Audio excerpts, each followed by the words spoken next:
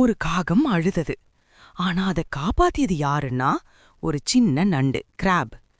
இந்த கதை முடிவுல நீங்க கண்டிப்பா வாவ்னு சொல்லுவீங்க.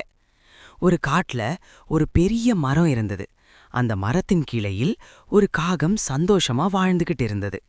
மரத்தின் கீழே குளத்தோரத்தில் ஒரு நண்டு வசிச்சது. ஒரு நாள் அந்த மரத்துக்குள்ளே ஒரு பாம்பு வந்துச்சு. காகத்தின் கூடிலிருந்த முட்டைகளை தின்ன ஆரம்பிச்சது. காகம் ரொம்ப வருத்தப்பட்டு நண்டிடம் ஓடிப்போய் சொன்னது. காகம், நீ எனக்கு உதவி பண்ண முடியுமா? நண்டு, கவலைப்படாத, நான் பாத்துக்கிறேன். அடுத்த நாள் பாம்பு மறுபடியும் வந்ததும் நண்டு மெதுவா சென்று பாம்பின் வாளை கடிச்சது.